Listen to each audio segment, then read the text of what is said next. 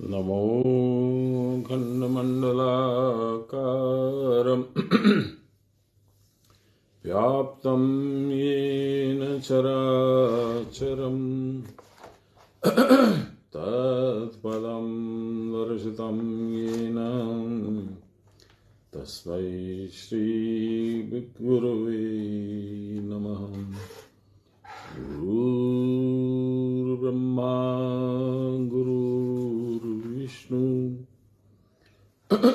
गुरुर्देवो महेश्वर गुरुर्साक्षात् परब्रह्म तस्मै श्रीगुरुवे नमः। ध्यानमूलं गुरोर्मूर्ति पूजामूलं गुरोर्पदं मन्त्रमूलं गुरोर्वाक्यं मोक्षमूलं गुरोर्कृपाम् ब्रह्मानन्दं परमसुखदं केवलं ज्ञानमूर्तिं द्वन्द्वातीतं गगनसदृशं तत्त्वमस्यादिलक्ष्यम् एकं नित्यं विमलमचलं सर्वदा साक्षिभूतं भावातीतं त्रिगुणरहितं सद्गुरुं तं नमामि सद्गुरुं तं स्मरामि सद्गुरुं तं भजामि। नमो ब्रह्मण्यदेवाय गोब्राह्मणहिताय च जगद्विताय श्रीकृष्णाय गोविन्दाय नमो नमः। मूकं करोति वाचालं पङ्गुं लङ्घयते गिरिं यत्कृपातमहं वन्दे परमानन्दमाधवम्। नमो श्री ब्रह्म विद्यां योग शास्त्रे नमः। श्री गुरु चरण कमलेभ्यो नमः। श्री कृष्णाय नमः।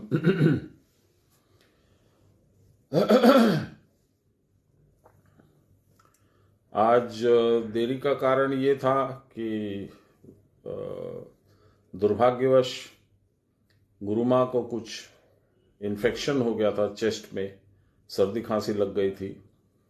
तो चूंकि घर पे कोई विशेष ध्यान रखने वाला नहीं था, इसलिए ये डिसाइड किया गया कि उनको नर्सिंग होम में रखा जाए। तो वो नर्सिंग होम में थी कल से। तो थोड़ा मन व्याकुल हुआ, क्योंकि उसके पहले ही दिन वो मेरे यहाँ आके गई थी। तो उस समय भी थोड़ा सा उनका गोलमाल था, तो मैं जानना चाहता था फर्स्ट हैंड। इसीलिए मैं, और टाइमिंग ऐसी थी कि 5 बजे से 7 बजे तक, तो कोई उपाय नहीं था मेरे को। इसलिए मैंने गीता का प्रोग्राम आगे पीछे करके एडजस्ट किया। माँ को देख के संतुष्टि हुई। अब वो काफ़ी ठीक है, थिंग्स आर अंडर कंट्रोल। बहुत देर से अच्छी अच्छी बातें कर रही थी। बाबा के बारे में बहुत कुछ उन्होंने वापस से सुनाया। मैं अनुग्रहित हुआ, जा करके अच्छा लगा। तो ये सोचा मैंने कि आप लोगों से साझा कर लूँ। वहाँ बहुत स्ट्रिक्ट रूल है, किसी को जाने आने नहीं देते हैं। वो पास से एक आदमी जा सकता है। तो मैं पहले से बहुत देर से बात कर रहा था मुने से, तो पास वास मिल गया था, चला गया मैं। हम लोग अभी गीता के अंतिम अध्याय में पहुंचे हैं। ये अध्याय एक तरह से गीता का कंक्लूजन है, और चूंकि 18वां है इसलिए अंतिम अध्याय है। और इसके अंदर में 78 श्लोक हैं। पृष्ठ कितने हैं वो मैं देख लेता हूं। नंबर ऑफ पेजेस इसमें जो है 323 से लेके 4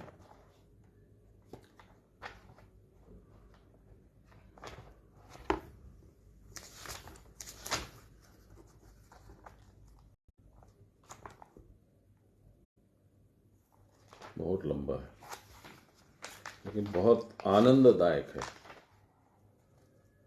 ये रहा 323 से लेके 483, तो 323 से लेके 483 माने 160 पेज का अध्याय। हम लोगों ने पहला श्लोक करीब करीब खत्म कर लिया है। उस श्लोक में अर्जुन की जिज्ञासा है भगवान से, जो कि होनी भी चाहिए। मेरी भी जिज्ञासा इसी तरह से मेरे प्रभु से रहती थी और मैं बैठा रहता था, जब तक उत्तर नहीं मिलता था तो मैं जाना नहीं चाहता था, वो भी मुझे भेजना नहीं चाहते थे। अभी कुछ मुने भी आ गई थी बाद में माँ के रूम में, तो थोड़ी ये भी चर्चा हुई थी। वो बोले कि अधिकांश लोग तो मेरे को प्रॉफिट कब होगी, मेरा बिजनेस कब चलेगा, मेरा ये कब चलेगा, मेरा वो कब चलेगा, ये सब चर्चा में थे। तो बाबा कभी कभी बहुत आंसू भी आ जाता था बाबा के, देखो मेरा काम क्या है और मुझे किस में फंसा रखा है इन लोगों ने। भगवान का नाम लेने में किसी को रुचि नहीं है। आज ही बोल रहे थे मुने। तो दुख का विषय है, पर ये बहुत स्वाभाविक भी है कि हर एक आदमी जो है वो भगवान की चर्चा नहीं कर सकता। और क्यों नहीं कर सकता, इसको हम लोगों ने बहुत तरीके से सुना है। प्रकृति पुरुष विवेक योग और ये और वो सब में हम लोगों ने सुना है कि मनुष्य की जो प्रवृत्ति है वो प्रवृत्ति उसको भगवान का नाम लेने नहीं देती है, वो प्रवृत्ति उसको संसार की तरफ टानती है। जबकि उसको मालूम है कि संसार में मुझे कुछ प्राप्ति नहीं होगी, लेकिन फिर भी उसका मन उधर ही जाता है, भगवान की तरफ नहीं जाता है। और इसमें गीता में भगवान ने बहुत सुंदर तरीके से कहा है कि यदग्रे विषमिव परिणामे अमृतोपमम। क्रिया योग जो है, भगवान का नाम जो है, वो शुरू शुरू में विष के जैसा लगता है, लेकिन उसका परिणाम है कि तुमको अमृत मिलेगा। अमृत मिलेगा माने तुम्हारा आना जाना बंद हो जाएगा, मरना बंद हो जाएगा। और विषय जो है ठीक इसका उल्टा है। उसके लिए लिखा है यद अग्रे अमृतमिव। अमृत जैसा लगता है संसार, बड़ा सुंदर, आहा क्या सुंदर है, वाह क्या स्वाद है, क्या सुनने का धुन है, इत्यादि इत्यादि। परिणामे विषमिव, वो परिणाम में विष बन जाता है। क्यों कि अंत भला तो सब भला, और यहां संसार में घुसे रहोगे तो अंत भला होने का कोई स्कोप नहीं है, कोई चांस नहीं है। इसलिए मनुष्य को बहुत सोच विचार करके अपना रास्ता चुनना चाहिए। यदि केयरलेसली या हाफ हार्टेडली वो कोई भी रास्ता चुनता है तो ना इधर का रहता है ना उधर का रहता है। इसीलिए संसार, ये जो अपने 16वें अध्याय में देव असुर संपत्ति विभाग योग भी भगवान ने इसीलिए दिया है कि आपको मेरे को पता रहे कि इधर जाने का क्या नतीजा और उधर जाने का क्या नतीजा। इधर है निवृत्ति और उधर है प्रवृत्ति यानी संसार। निवृत्ति यानी भगवान। तो ये आपका चॉइस है।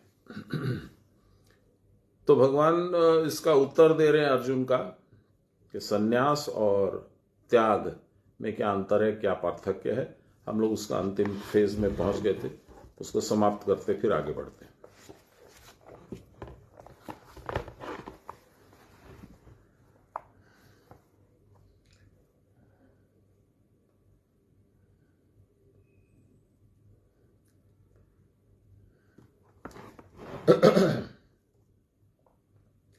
छठे अध्याय में भगवान कहते हैं अनाश्रितः कर्म फलम कार्यम कर्म करोति यह स सन्यासी च योगी च न निरअग्निर न चाक्रियः। जो फल की आकांक्षा न करके, no expectations of material result, जो फल की आकांक्षा न करके कर्तव्य समझकर विहित कर्मों को करता है, वही सन्यासी भी है, वही योगी भी है। अग्नि के द्वारा साध्य यज्ञादि कर्मों का त्याग करने वाला अनग्नि के साध्य कर्मों का त्याग करने वाले न सन्यासी है न योगी है। इसी को आगे बढ़ाते हुए कहते हैं गीता के इस अध्याय में त्यागी और सन्यासी के लक्षणों में जो पार्थक्य है वह भगवान ने बतलाया।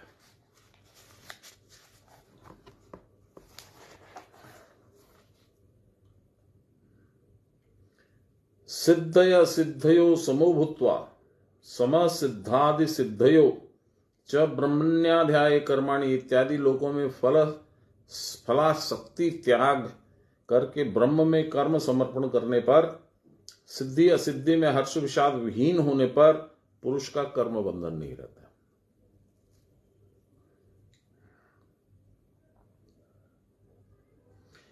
ऐसे सारे उपदेशों के द्वारा अत्याश्रमी न होने पर भी सन्यासी के उच्च पद पर आसीन हो सकते हैं, यह अभिप्राय स्पष्टतः भगवान ने प्रकट किया। भगवान ने भागवत में भी उद्धव से मोक्ष के 3 उपाय बताए, ज्ञान, भक्ति और कर्म। ये हम लोग बराबर चर्चा करते हैं। बाबा ने कहा कि 18 रास्ते हैं भगवान तक पहुंचने के, जी गीता के 18 अध्याय हैं सारे। इनमें प्रमुख, यानी जिसको हम लोग हिंदी में कहेंगे नेशनल हाईवे, राष्ट्रीय मार्ग, वह कर्म, ज्ञान और भक्ति, इन दैट सीक्वेंस। कर्म, ज्ञान और भक्ति। रामचंद्र जी ने भी नवदा भक्ति में यही कहा है। देखिए क्या कहा है, मंत्र जाप कर दृढ़ विश्वासा, यानी क्रिया करो विश्वास रख के। कैसा मंत्र? मंत्र सोही जो वेद प्रकाशा, जिससे ज्ञान होगा। यानी मंत्र जाप करोगे तो ज्ञान होगा। इसलिए, और ज्ञान होगा तो क्या होगा? तुमको भक्ति अपने आप, नवदा भक्ति की बात हो रही है तो भक्ति तो मूल चीज है, उसी की तो चर्चा हो रही है। तो पहले कहते हैं मंत्र जाप कर, यानी क्रिया कर, फिर उससे तुमको ज्ञान होगा, फिर उससे तुमको भक्ति होगी, भक्ति होने के बाद तुमको भगवान की प्राप्ति होगी।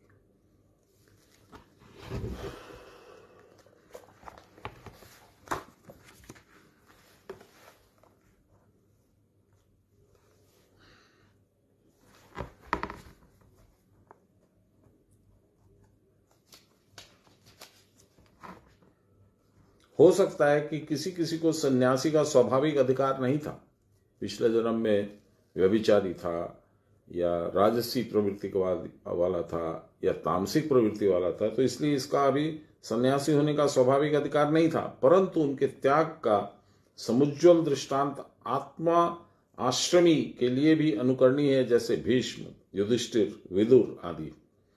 ऐसे ही लोगों के स्थान निर्देश के लिए त्यागी शब्द व्यवहृत हुआ है।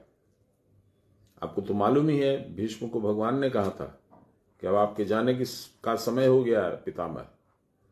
तो बोले मैंने तो अच्छा ही काम किया है, हरदम मैंने धर्म का काम किया है। तो भगवान ने कहा नहीं, आपने धर्म का काम नहीं किया, आपने आवेश में आके एक प्रतिज्ञा कर ली थी कि मेरे पिताजी को जो अकेलापन सालता है, जो अकेलापन उनको दुख देता है, ऐसे अकेलेपन को दूर करने के लिए मुझे नई मां लानी पड़ेगी। इसलिए आपने सत्यवती उनको लाके दी, और उसके लिए आपने एक प्रतिज्ञा ली कि मैं राज्य का त्याग करूंगा, मैं सिंहासन पर नहीं बैठूंगा, मैं शादी भी नहीं करूंगा जिससे कि मेरे बच्चे ना हो, और बच्चे नहीं होंगे तो वो भी नहीं सिंहासन का क्लेम करेंगे, इत्यादि इत्यादि। और अब जब अधर्म उस सिंहासन पे आरूढ़ है, तो उस अधर्म की रक्षा आप अपनी गलत प्रतिज्ञा की वजह से कर रहे हैं, यानी आप अधर्म का काम कर रहे हैं। तो अधर्म तो चलेगा नहीं, मुझे तो अधर्म का नाश करना पड़ेगा। तो भीष्म ने कहा आप मेरा नाश नहीं कर पाओगे। तो कृष्ण भगवान क्रोधित हुए, थोड़ा सा दिखलाने के लिए। सब भगवान क्रोधित भी नहीं होते, हर्षित भी नहीं होते। उन्होंने बोला मैं इस पहिए से अभी आपका वध कर सकता हूं। आप लोगों को सब मालूम है, महाभारत में देखा है।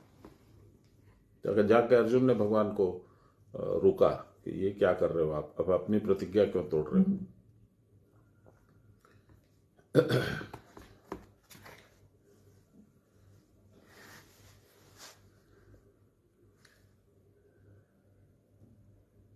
गीता के इस अध्याय में त्यागी और सन्यासी के लक्षणों में जो पार्थक्य है वह भगवान ने बतला दिए, हम लोग पढ़ चुके हैं। भगवान ने भागवत में उद्धव को मोक्ष के 3 उपाय बताए, ज्ञान, भक्ति और कर्म। यही हम लोग कर रहे थे चर्चा। निर्विण्णानाम ज्ञान योग, न्यासिनाम इह कर्मसु। दुख बुद्धि से कर्म फल में विरक्त कर्म त्यागियों के लिए ज्ञान योग है। यह संन्यास आश्रम का पालनीय धर्म है।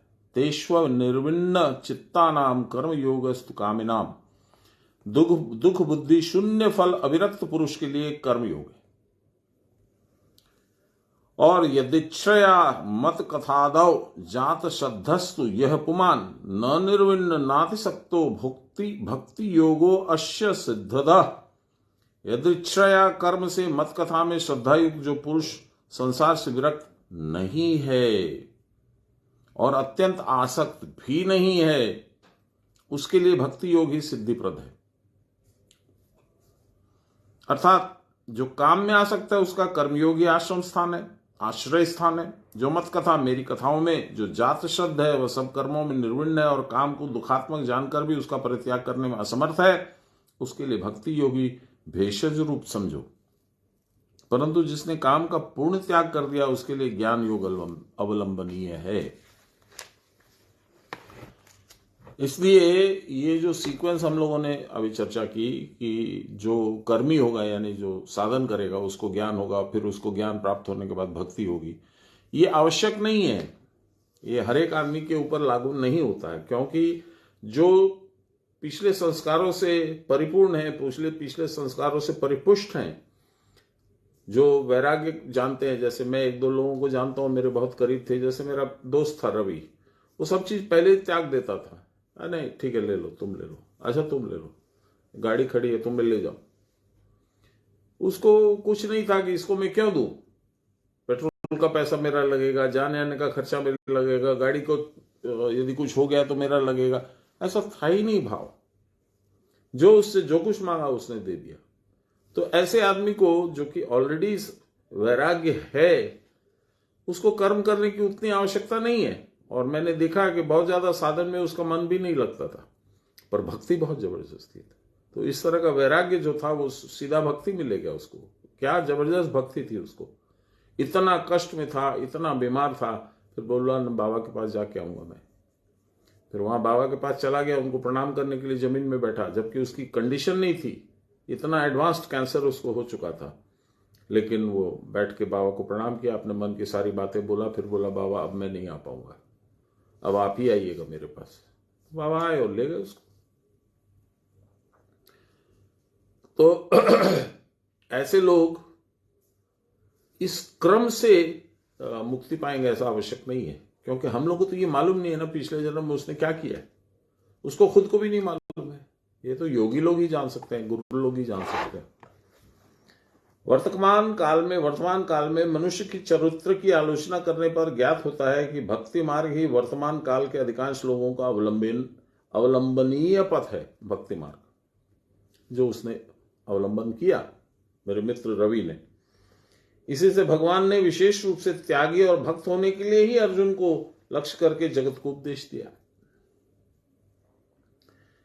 इसमें सन्यास की कठोरता नहीं है, परंतु भगवत प्राप्ति के लिए व्याकुलता है।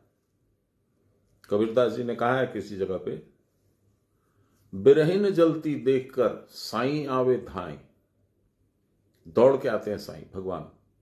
जब विरह होती है, भगवान के बिना अब रहने का मन नहीं होता है, भगवान छोड़ के दूसरा कोई रास्ता नहीं दिखता है, तो भगवान आ जाते हैं।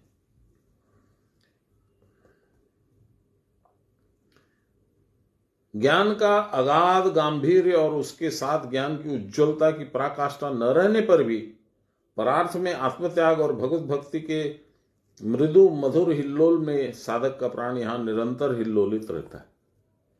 उसको ज्ञान की गंभीरता नहीं है, वो नहीं जानता है आत्मा क्या है, वो ये नहीं जानता है कि कैसे उस आत्मा को प्रत्यक्ष करे, वो ये साधन के अंतरंग रहस्यों से वो अवगत नहीं है। वो सब ठीक है, लेकिन भक्ति है तो उसको क्या, देखिए बड़े सुंदर शब्द है सान्याल बाबा के, ज्ञान का अगाध गांधीर्य,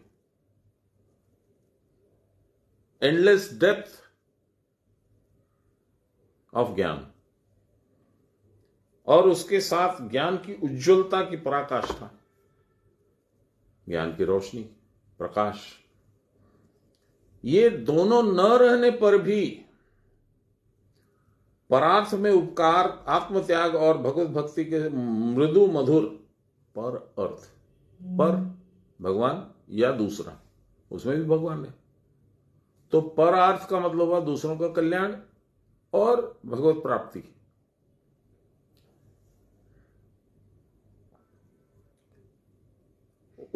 भगवत भक्ति के मृदु मधुर हिल्लोल में साधक का प्राण यहां निरंतर हिल्लोलित रहता है और नाचता रहता है।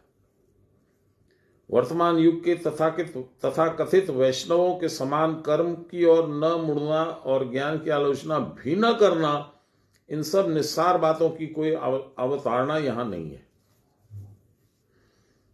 भगवान को स्वजन समझकर या आत्मतुल्य जानकर प्रेम की शिक्षा ही इनका अंतिम लक्ष्य है। भगवान की ओर मन को एकाग्र किए रखने का उपदेश ही इनकी साधना है। जो भगत भक्त है वही सम दृष्टि संपन्न होता है, अंत में उसका नानात्व बोध मिट जाता है। कोई योगाभ्यास करे अथवा वेदांत की आलोचना करे अथवा जप पूजा आदि में मन को निविष्ट करे, चाहे जैसे ही भगवान की ओर मन को एकाग्र कर सकते हैं वैसे ही जीवन भी अपूर्व सार्थकता और सफलता है। यह बात जगत जीव को सुनाने के लिए ही मानो कृपालु जगत गुरु भगवान कटिबद्ध हुए। इसलिए सन्यासी की व्यवस्था होते हुए भी उन्होंने त्याग की महिमा का कीर्तन करके उपयुक्त ज्ञानी भक्त गृहस्थ के आसन की यथेष्ट ऊंचा कर दिया। इस प्रकार से जीवन को परिभाषित करने पर अनाधिकारी को भी एक दिन अधिकार प्राप्त हो जाएगा।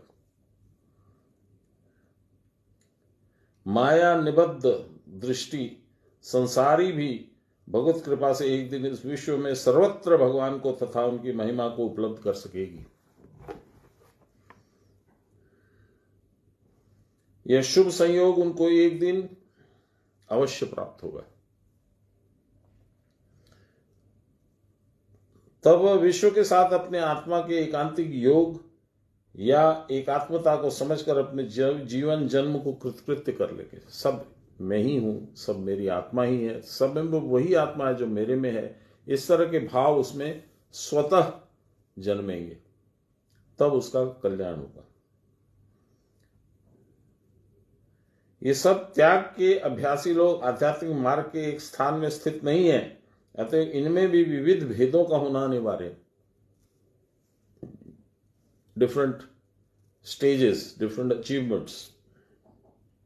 भगवान इन सब भेदों की बात तथा इसके लक्षण आदि की आलोचना इस अध्याय में विशेष रूप से करेंगे।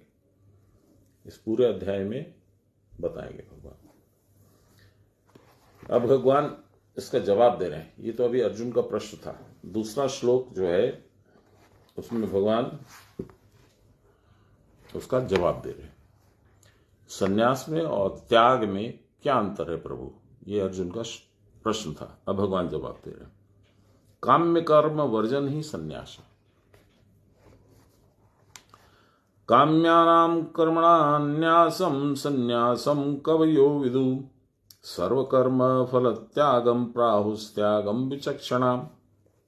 श्री भगवान बोले, पंडित लोग काम्य कर्मों के त्याग को संन्यास जानते हैं और पंडित लोग सब प्रकार के कर्मों के फल को त्याग कहते हैं। कर्म के फल के त्याग को त्याग कहते हैं। यानी संन्यास में और कर्म में क्या, त्याग में क्या अंतर हुआ? इसमें कर्म को छोड़ देना ही संन्यास है। ये कर्म नहीं करूंगा मैं। और यहां सब कर्म करते हुए भी त्याग में क्या है? फल से जो मुझे अवार्ड रिवार्ड मिलना था उसकी मुझे कोई कामना नहीं है। वो भगवान का, वही जाने।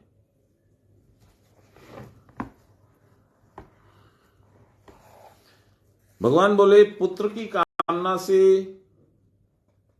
योग करो, स्वर्ग की कामना से योग करो इत्यादि कामनाओं के लिए जो काम्य कर्म विहित हैं उनके न्यास अर्थात परित्याग को संन्यास कहते हैं। सम्यक फल के साथ सर्व कर्मों का जो न्यास है उसको ही पंडित लोग संन्यास नाम से जानते हैं। और विचक्षण अर्थात निपुण व्यक्ति काम और नित्य नैमित्तिक आदि कर्म के फल मात्र को त्याग कहने को त्याग कहते हैं। स्वरूपतः कर्म त्याग को वे त्याग नहीं कहते। यानी इसको यदि हम लोग समझने की चेष्टा करें तो कर्म को त्यागना इज इक्वल टू संन्यास, कर्म फल को त्यागना इज इक्वल टू त्याग। यदि कहो कि फल त्याग करने पर लोगों की कर्म में प्रवृत्ति होने की संभावना होती नहीं है तो यह बात ठीक नहीं है, क्योंकि संयोग पृथक को अन्याय कर्म, ये सब कर्मों के द्वारा विविदिशा अर्थात तत्व ज्ञान की इच्छा उत्पन्न होती है, ये कहा जाता है। इस विषय में श्रुति कहती है, ब्राह्मण लोग वेदाध्ययन, यज्ञ, दान, तपस्या और अनाशक द्वारा उस आत्मा को जानने की इच्छा करते हैं। कर्म फल बंधक होता है, तो कर्म का फल त्याग करके विविदिशा अर्थ तत्व ज्ञान की इच्छा से सब कर्मों का अनुष्ठान करनी हो जाता है। नित्य अनित्य वस्तु के विवेक के द्वारा देहादि में अहम बुद्धि के निवृत्त हो जाने पर बुद्धि में प्रत्यक प्रवणता प्राप्त होती है, यही विविदिशा शब्द का अर्थ है। सत्व शुद्धि के लिए ज्ञान के अविरुद्ध आवश्यक कर्म करके उसका फल त्याग करना भी वास्तविक। अब मैं इसको थोड़ा सा सिंप्लीफाई करने की चेष्टा करता हूं, जो मेरे को समझ में आया, कितना समझ में आया वो मालिक जाने। बहुत बार क्या होता है कि हम लोग कर्म करके कर्म कांड में फंस जाते हैं। उसका मूल उद्देश्य हम लोग न समझ के, उन्होंने कहा ऐसा करो ऐसे करो, ऐसे किया, इसमें इतना घी डाल दो। अब आप नहीं जानते इतना ही क्यों, इससे ज्यादा नहीं क्यों, इससे कम नहीं क्यों, नहीं जानते हो, नहीं इतना ही रहेगा, पंडित जी ने बोला बस आपको करना है, तो आप कर्म तो कर रहे हैं पर आप नासमझ बन के कर रहे हैं, आपको मालूम नहीं है। क्योंकि ये जो कर्म है वह ज्ञान के साथ किया हुआ कर्म नहीं है। वेद में बता दिया कि सतचंडी होना चाहिए और सतचंडी इस तरह से होना चाहिए, आप वही कर रहे हो। मूल उद्देश्य क्या है आपको पहले सोचना होगा। ये जो मैं कर्म कर रहा हूं, ये सतचंडी पाठ कर रहा हूं, या मैं गीता पाठ कर रहा हूं, या मैं XYZ कुछ भी कर रहा हूं, उसका उद्देश्य क्या है? Where do I want to go, what do I want to get, what is going to be my achievement at the end of it all, मुझे पता नहीं।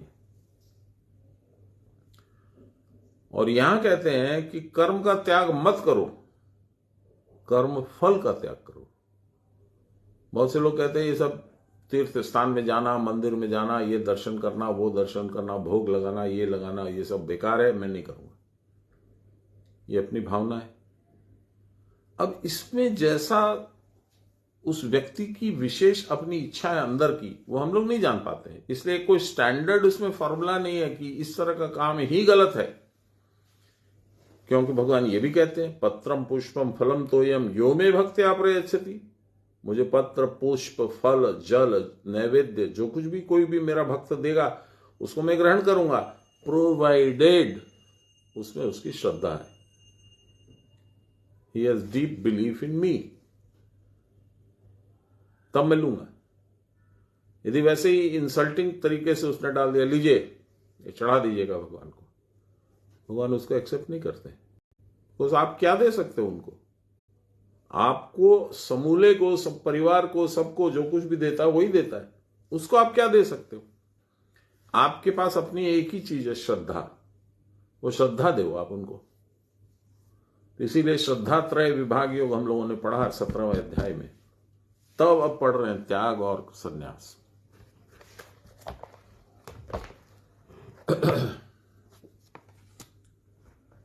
आलसी के समान स्वरूपतः बिल्कुल ही काम न करना कर्म त्याग नहीं है। श्रुति में लिखा है, यह लोक में कर्मादि करके शतवर्ष पर्यंत जीवित रहने की इच्छा करें, पश्चात चित्त की प्रत्यक्ष प्रवणता रूप विविदिशा उत्पन्न होने पर सारे कर्म स्वतः ही निवृत्त हो जाते हैं। आप लोग को ध्यान होगा, कर्म योग में हम लोगों ने डिस्कशन किया था। कर्म योग में क्या डिस्कशन किया था? कर्म किसको कहते हैं, अकर्म किसको कहते हैं, और विकर्म किसको कहते हैं। उसी बात को दोहरा रहे हैं भगवान। शब्दों का जाल है खाली, मूल बात तो वही है। कर्म फलाकांक्षा रहित जो किया जाए वो कर्म, अकर्म फलाकांक्षा सहित जो किया जाए वो अकर्म, और विकर्म विगत हो गया जहां कर्म, जहां कर्म करने की आवश्यकता नहीं है, ऐसा स्टेज पहुंच गया जब उसको बिना कर्म किए भी वो वहां पहुंच गया, उसको जरूरत नहीं है, हो गया विकर्म।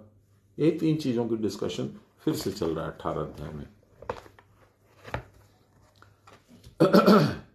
इसी कारण नैष्कर्म्य सिद्धि में कहते हैं कि जो कर्म चित्त शुद्धि के द्वारा शुद्धि में प्रत्यक्ष प्रवणता उत्पन्न करके कृतार्थ करते हुए अपने आप अस्त प्राप्त ही हो जाते हैं। जैसे मेघ वर्षा के अंत में अपना आप अस्त प्राप्त हो जाता है, गायब हो जाता है। भगवान भी तृतीय अध्याय में कहते हैं कि जो आत्मरत और आत्मतृप्त है उनको कोई कर्तव्य कर्म नहीं रहता। महाराज लोगों को कोई कर्म नहीं रहता था, वो लोग वो स्थिति पहुंच गए थे। सारी बारिश जो होनी थी वो हो चुकी है। अब उनको बारिश कराने की जरूरत नहीं है, बारिश में नहाने की जरूरत नहीं है। क्यों? क्योंकि बाबा बोलते थे कि नदीटा क्रॉस कर लिया, नौको प्रयोजन है ना। तो कर्म जो है वो नौका है। अब तुम नदी क्रॉस कर चुके हो, भवसागर क्रॉस कर चुके हो, उस पार उतर चुके हो जहां तुमको जाना था। अब नौका पीठ पर लोड करके थोड़ी ना ले जाओगे। योग वाशिष्ठ में वशिष्ठ जी भी कहते हैं कि योगी पुरुष के कर्म मूलभूत संकल्प जब नष्ट हो जाते हैं तो उनको कर्म त्याग नहीं करना पड़ता, कर्म ही उनको त्याग देता है। लीजिए,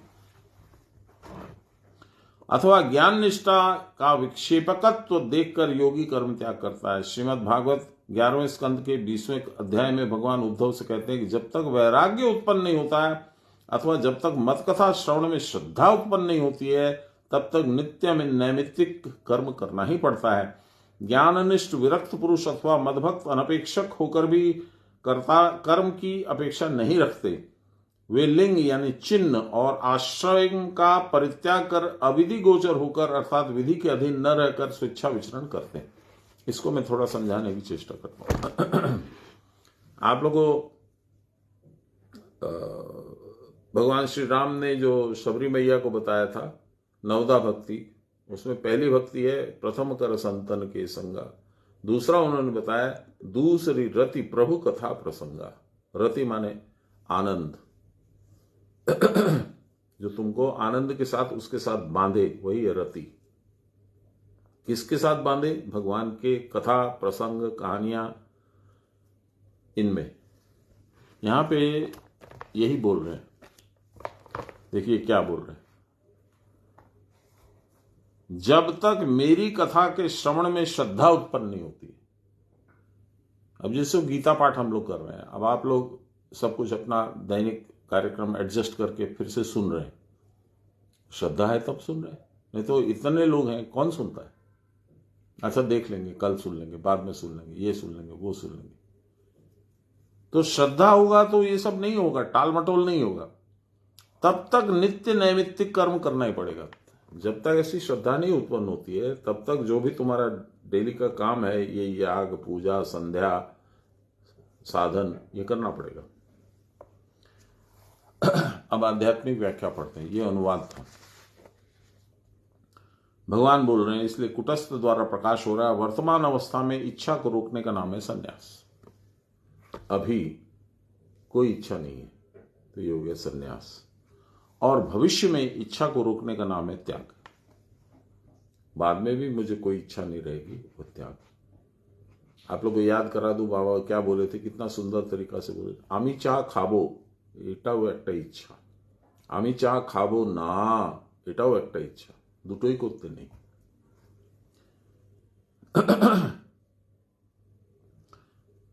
काम्य कर्मों का त्याग करना संन्यास कहलाता है और सारे फलों की इच्छा का त्याग करके कर्म करने को त्याग कहते हैं। कर्म को चलना है, कर्म चलेगा, लेकिन उसका जो फल मिलेगा उसका मैं आकांक्षी नहीं हूं। I am not desirous of receiving the rewards of my work. मैं साधन कर रहा हूं, भगवान मुझे कुछ दर्शन करा दो, योनि मुद्रा में ज्योति दिखला दो, अपना स्वरूप दिखला दो। फलाकांक्षा सहित कर्म हुआ, इसमें कोई लाभ नहीं मिलेगा। यही नैष्कर्म्य सिद्धि या इच्छा रहित अवस्था है। अल्प वासना के रहते हुए भी कोई त्यागी नहीं हो पाएगा। थोड़ी सी भी वासना रही, इज नॉट ए त्यागी। जो भगवान के ऊपर पूर्ण आत्मसमर्पण करता है, जिसका प्राण पूर्ण अवरुद्ध हो गया, जो सर्वदा क्रिया की परावस्था में रह सकता है तथा वहां ही रहते हुए अनिच्छा की इच्छा से संसार धर्म और समस्त कर्मों को करता जाता है, वही यथार्थ त्यागी है। सन्यासी लोग वर्तमान की इच्छा का त्याग करते हैं, सही, परंतु वर्तमान की इच्छा या संकल्प का त्याग कर जो क्रिया नहीं कर सकता, वह क्रिया का फल जो परावस्था की शांति है, उसे कैसे प्राप्त करेगा? क्रिया ही नहीं करोगे, परावस्था कैसे मिलेगी? अतः क्रिया की परावस्था या शांति प्राप्त करने की आशा से जो वर्तमान संकल्प या इच्छा का त्याग करके खूब मन लगाकर क्रिया करते हैं वही सन्यासी।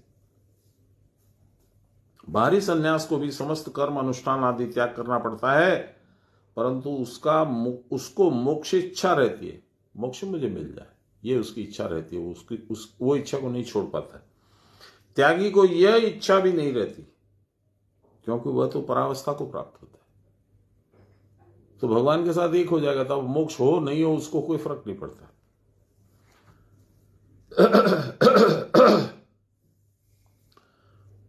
ये मार्क कीजिएगा ये वर्ड, परावस्था उसी को प्राप्त होती है जिसको कोई इच्छा नहीं होती।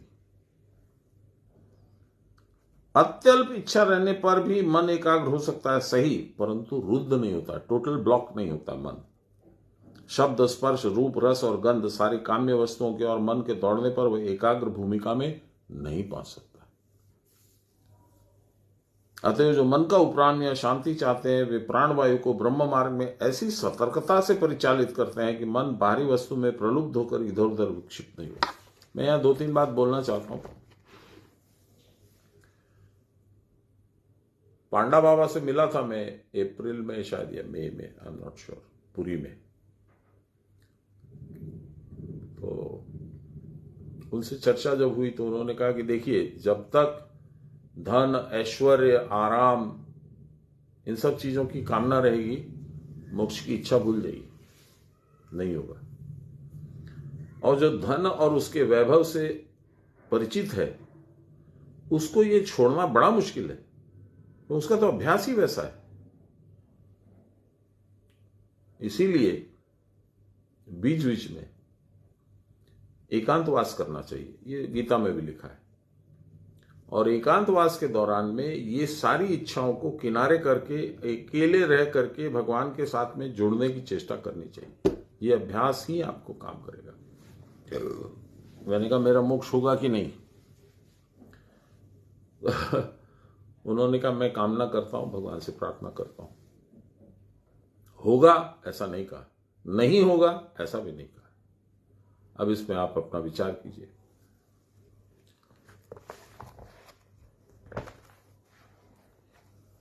जो लोग मन का उपराम या शांति चाहते हैं वे प्राणवायु को ब्रह्म मार्ग में ऐसी सतर्कता से परिचालित करते हैं कि मन बाहरी वस्तु में प्रलुब्ध होकर इधर उधर विक्षिप्त न हो। विक्षिप्त होने पर शांति की प्राप्ति नहीं होगी। मन विक्षिप्त होने का मतलब तो यही है जो मुझे अभी उन्होंने बताया कि वैभव चाहिए, आराम चाहिए, ऐश्वर्य चाहिए, गाड़ी छोड़ के चलेंगे नहीं, पैदल जाने का होगा तो नहीं जाएंगे, भूखे रहना है तो नहीं होगा, खाना तो खाना ही पड़ेगा, इत्यादि इत्यादि इत्यादि। माने नियम से बंधे हुए नहीं है। जो अपना नियम बना हुआ है अभ्यासवश, उसी को चालू करना।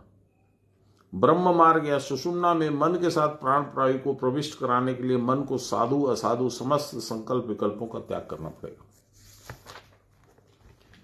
और कुटस्थ में लक्ष्य रखकर ब्रह्म मार्ग सुषुम्ना के भीतर केवल मन के साथ वायु को संचालित करना होगा।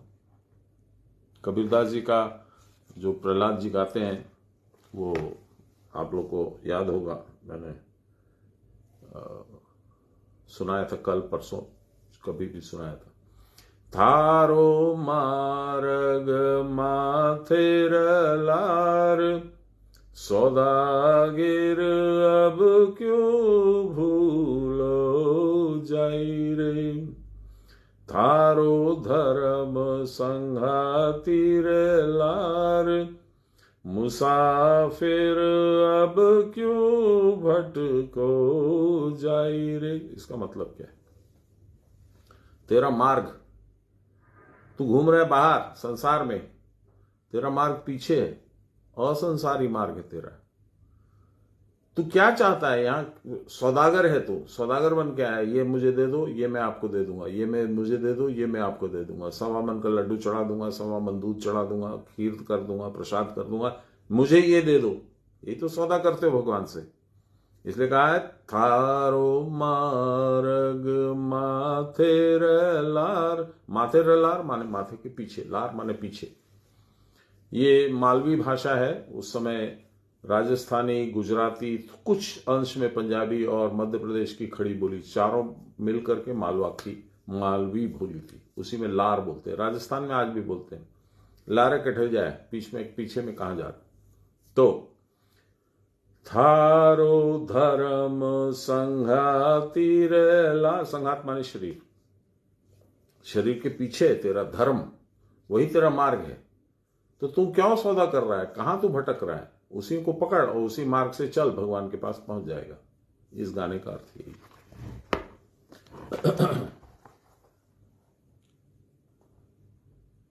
सब लक्ष्य को छोड़कर इसी एक लक्ष्य को एकटक देखते रहने या उसको पकड़े रहने का नाम है संन्यास।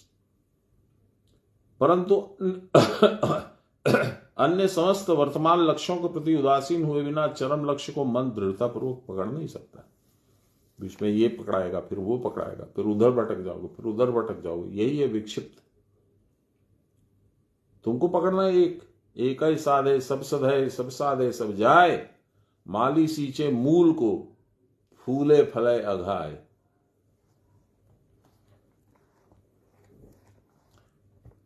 परंतु परावस्था में स्थिति के लिए पूर्ण इच्छा रहती है। त्यागी लोग इस अवस्था के ऊपर रहते हैं। सब कर्मों का फल त्याग ही उनकी स्वाभाविक अवस्था होती है।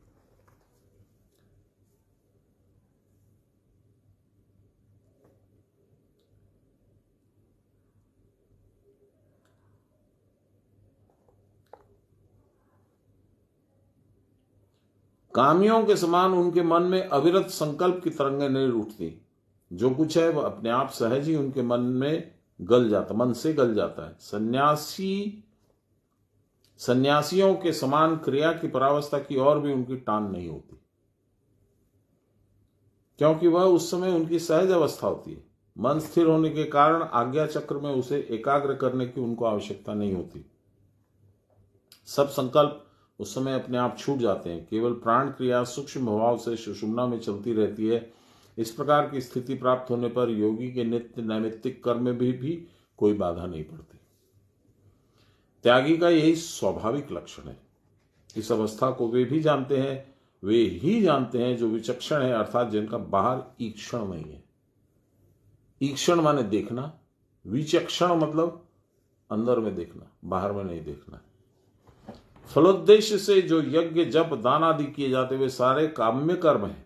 देहेंद्रिय में जब तक अहम बोध रहेगा, मैं कर रहा हूं, मैं लोगों का कल्याण कर रहा हूं, मैं लोगों में कंबल बांटा हूं, मैंने लोगों में अन्न दान दिया, मैंने पैसे का दान दिया, मैंने धर्मशाला बनवाई, मैं, तब तक काम्य कर्मों का त्याग होना असंभव है।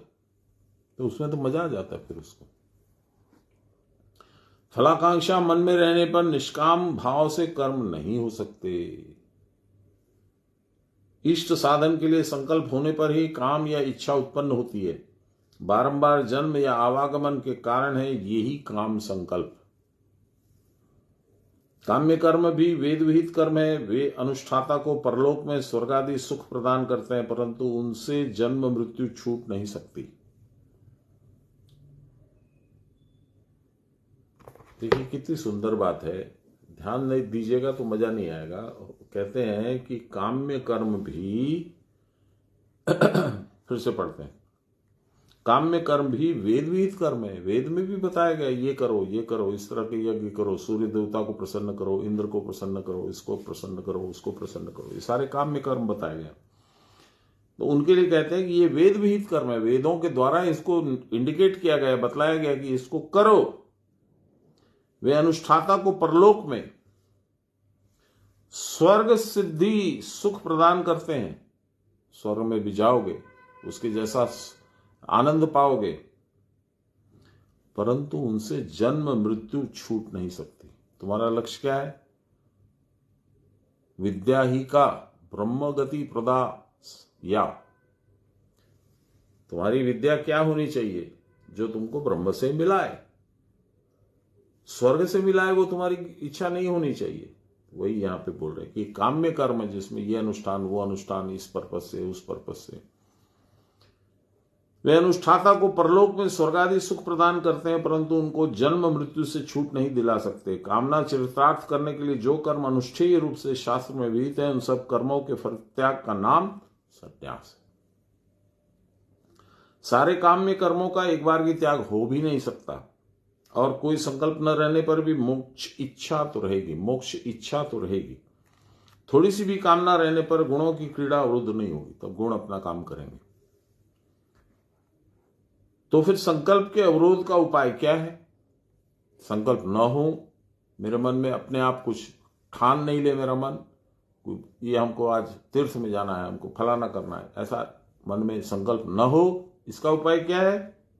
शास्त्र कहते हैं यदि कर्म त्याग न कर सको तो विष्णु प्रीत्यर्थ काम करो। जो भी काम कर रहा हूं भगवान इससे प्रसन्न हो। ये तो मैंने देखा है, बाबा भी बोलते थे, जैसे गीता पाठ कर रहे हो या चंडी पाठ कर रहे हो, तो जो भी अधिष्ठात्री देवता है उसको प्रणाम करके बोलो कि महाराज ये आप प्रसन्न हो, इसलिए ये पाठ मैं प्रयास कर रहा हूं, आप प्रसन्न हो करके मुझसे ये करवा लीजिए, और जब आप सुनने के बाद प्रसन्न हो तो मुझको आप अपना प्रसाद दीजिए, प्रसन्नता। ये लीजिए, आई गया। कर्म करते समय मन ही मन कहो कि हे भगवान, मेरे इस कर्म से तुम्हारी प्रीति प्राप्त हो, तुम्हारा प्रेम, तुम्हारे प्रसन्न होने पर ही मेरे कर्म सार्थक होंगे। विष्णु सबके भीतर प्रविष्ट होकर अंतर्यामी रूप से रहते हैं। विष्णु का एक नाम है वासुदेव। वासुदेव का मतलब ही यही है, विश्वस्य अणु इति विष्णु। सब he is present in every atomic particle, even forget atom.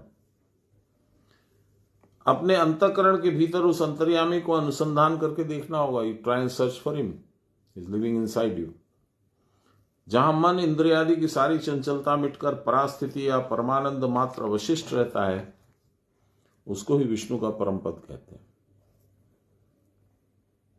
परास्थिति या परमानंद मात्र, एकम नित्यम विमलम अचलम सर्वदा साक्षीभूतम, वो तो हो गया। पहला क्या है? ब्रह्मानंदम परम सुखदम। ये परमानंदम जो रहता है वही विष्णु का परम पद है। जिनको अन्य किसी बाहरी कर्मादि में आसक्ति नहीं है, परंतु इस परमानंद धाम में प्रवेश प्राप्त करने के लिए व्याकुलता है, वे सन्यासी हैं। क्रमशः उनकी सारी बाहरी चेष्टाएं निवृत्त हो जाती हैं, वही परम पद निश्चल स्थिति या अवरुद्ध रूप है। उस समय और किसी वस्तु के साथ उनका कोई संबंध नहीं रहता। यही संन्यास के द्वारा अति उत्कृष्ट सत्व शुद्धि का प्राप्त होना। नैष्कर्म सिद्धिम परमाम संन्यासेनाधिगच्छति। इसका विस्तृत विवरण भगवान ने इस अध्याय के 51 से 55 श्लोक में किया, हम लोग देखेंगे। इसी अवस्था के परिपक्व होने पर साधक त्यागी हो जाता है। देखिए आप, इस अवस्था के परिपक्व यानी मैच्योर होने पर त्यागी होगे, तब बाहरी संन्यास के बिना भी साधक परमहंस अवस्था प्राप्त करेगा। समाधि अवस्था प्राप्त होने पर मन बुद्धि सभी निर्मल हो जाते हैं, उन पर फिर विषयों की छाप नहीं पड़ती। उस समय मन कुटस्थ में अटका रहता है, तो भी साधक को अनिच्छा की इच्छा से सारे काम चलते हैं। ये तो साधारण जो साधक है, अभी कुछ दिनों पहले जिनको साधना मिली, वो भी अनुभव करेंगे। अनिच्छा की इच्छा से कुछ मन में आ गया, आज बहुत दिनों से मैं खाया नहीं हूं, ऐसा चलो भगवान की इच्छा होगी तो मिलेगा, वो मिल जाएगा शाम तक। बहुत दिनों से इससे बात नहीं हुई, उसका फोन आ जाएगा, चाहे वो खुद चल के आ जाएगा। ये सब तो देखा है, प्रत्यक्ष है।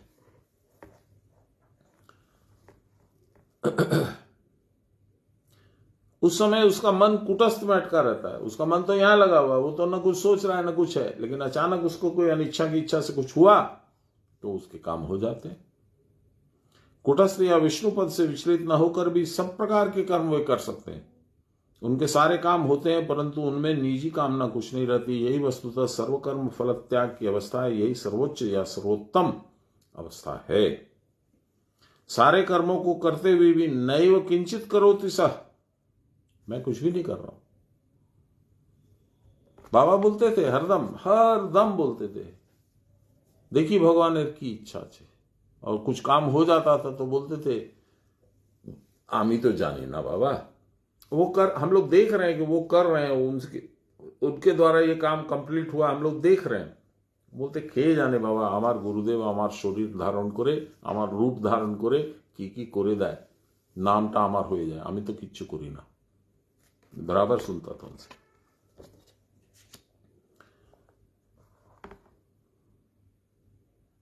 सारे कर्मों को करते हुए भी नैव किंचित करोति सः, मैं कुछ भी, इतना सा भी मैं नहीं कर रहा हूं। यही विद्वत संन्यास है। इसमें चित्त शुद्धि मनोनाश दोनों हो जाते हैं। परंतु कर्म योगम बिना ज्ञानम कस्य चिन्नैव दृश्यते, क्रिया योग के बिना इस प्रकार का ज्ञान किसी को प्राप्त होते हुए देखा नहीं जाता है। कुटस्थ में लक्ष्य रखना जब सहज हो जाता है तब समस्त पाप दूर हो जाते हैं। मन में फिर पाप उत्पन्न नहीं होते, तभी प्रकृत ज्ञान प्राप्ति या ब्राह्मी स्थिति प्राप्त होती है। मैंने आप लोगों से कहा था कि जो पहली क्रिया है बहुत पावरफुल है, उसका अनुष्ठान ठीक से कीजिए और उसमें कोई शारीरिक किसी भी तरह का कुछ भी कष्ट भी नहीं होता।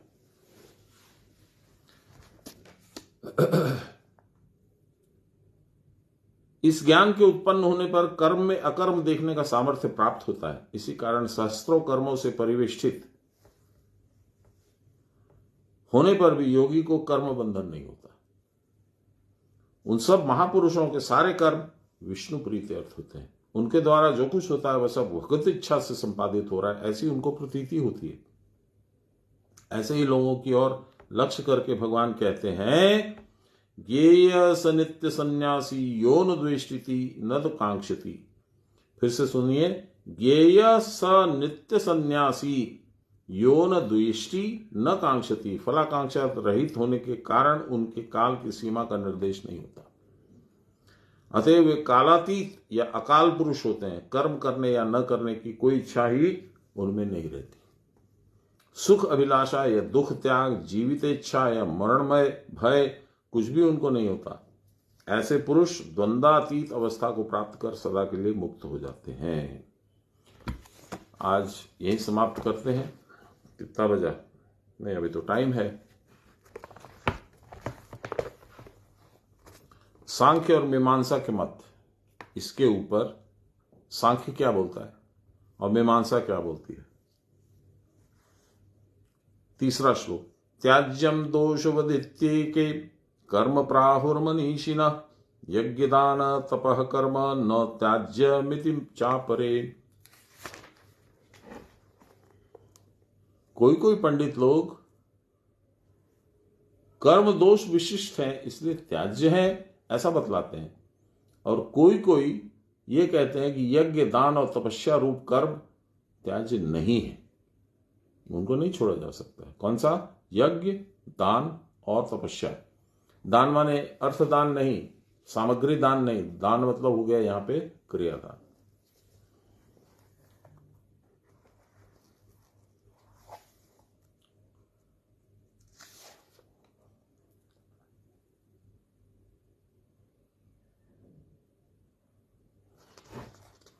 एक लाइन इसमें बड़ी सुंदर है, देखता हूं मैं।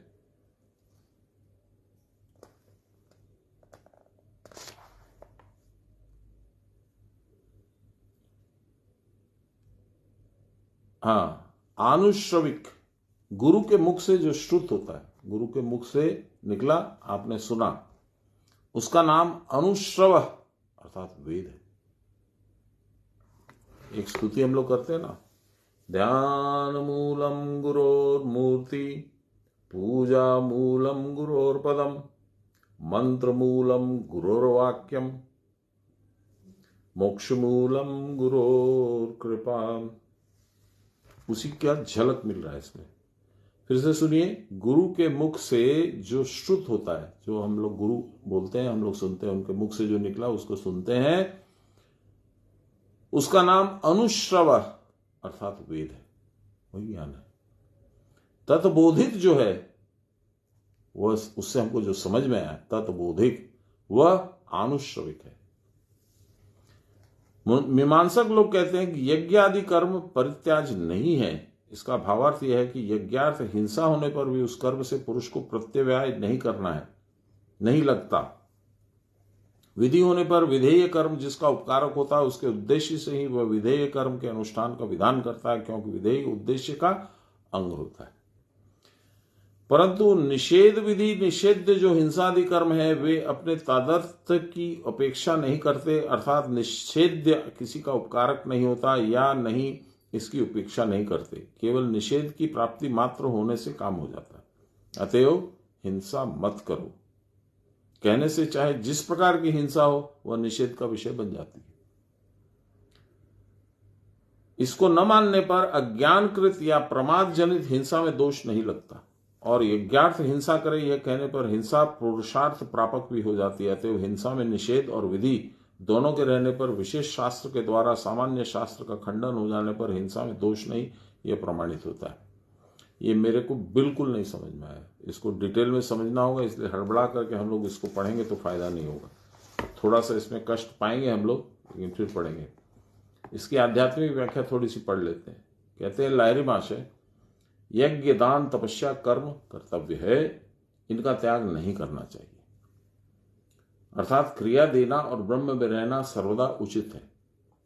फिर से सुनिए, यज्ञ दान तपस्या कर्म कर्तव्य है। दान क्या हुआ? यज्ञ क्या हुआ? यज्ञ हुआ क्रिया करना। दान क्या हुआ? क्रिया दान देना या लेना। और ब्रह्म में रहना तपस्या हुई, यही तपोलोक है। क्रिया करना, क्रिया देना कर्म है, और परावस्था में रहना क्रिया का फल है। अतएव कर्म त्याज्य हो नहीं सकते। क्रिया न करने पर भी परावस्था आ ही नहीं सकती। जो कर्म को दोषयुक्त मानते हैं वे परावस्था प्राप्त ज्ञानी हैं। जब वो स्थिति में आ जाएगा तब कर्म दोषपूर्ण होगा, तब फिर आपको कर्म करने की आवश्यकता ही नहीं है ना, विकर्म हो गया। जो कर्म को दोषयुक्त मानते हैं वे परावस्था प्राप्त ज्ञानी हैं। उन्होंने जिस अवस्था को प्राप्त कर लिया है उस अवस्था में प्राण क्रिया नहीं हो सकती। क्यों? कुंभक है, प्राण क्रिया होगी कहां से? उन्होंने जिस अवस्था को प्राप्त किया उस अवस्था में प्राण क्रिया नहीं हो सकती। इसलिए उनके समान अवस्था को प्राप्त योगी के लिए कर्म को त्याज्य कहते हैं। उनके बराबर की स्थिति वाला जो दूसरा है उसको कर्म नहीं करना है। जो लक्ष्य स्थान में पहुंच गए उनके कर्म न करने पर भी चलता है, तथापि उद्देश्य विहीन होकर भी स्वभाव धर्म के वश वे सर्वदा क्रिया करते हैं। इसी कारण कबीर साहब ने कहा, देखिए मैंने बाबा से पूछा था कि महाराज आप फिर क्यों क्रिया करते हैं, आप तो पहुंच गए। तो उन्होंने बताया था, एक तो मेरे को अच्छा लगता है, दूसरा मैं करूं क्या यदि नहीं करूं तो, तीसरा यदि मैं करूं नहीं करूं और लोगों को बोलूं, मेरे शिष्यों को बोलूं तुम लोग ऐसा करो ऐसा करो ऐसा करो, तो लोग भाग जाएंगे मेरे को छोड़ के। तो उदाहरण स्थापित करने के लिए मुझे क्रिया करनी पड़ती है।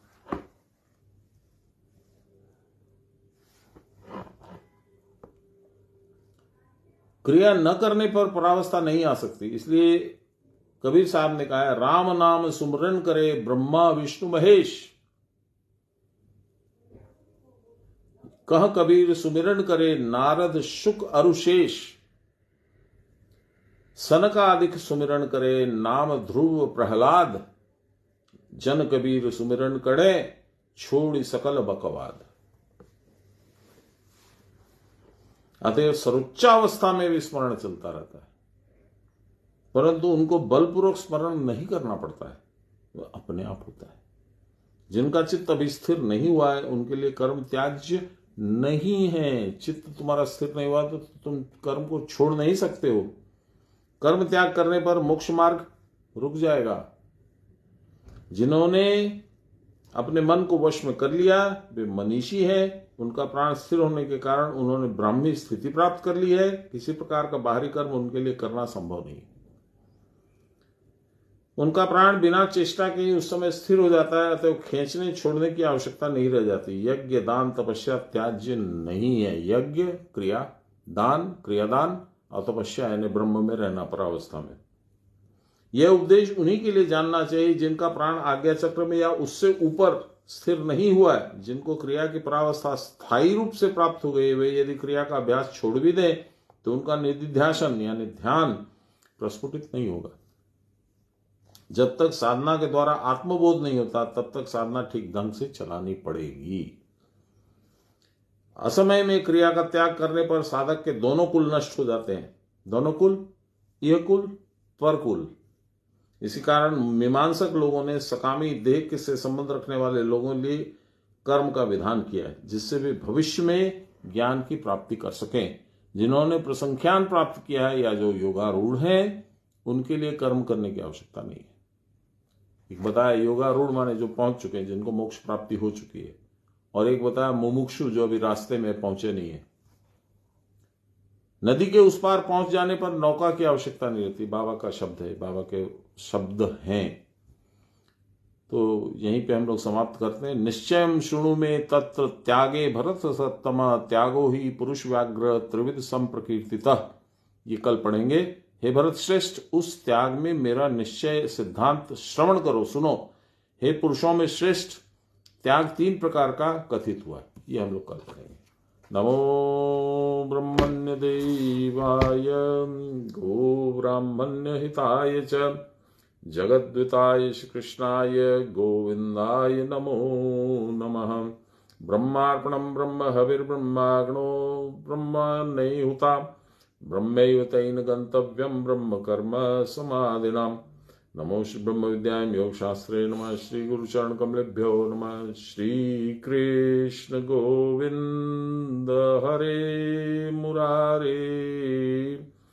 हे राम नारायण वासुदेव। श्री गुरु चैतन्य हे आत्मदेव। हे मात दुर्गे हर विश्वनाथ। सर्वे भवन्तु सुखिनः, सर्वे सन्तु निरामया, सर्वे भद्राणि पश्यन्तु मा कश्चित् दुःखभाग् भवेत्। असतो मा सद्गमय तमसो मा ज्योतिर्गमय। मृत्योर्मामृतं गमय आविराविमहि।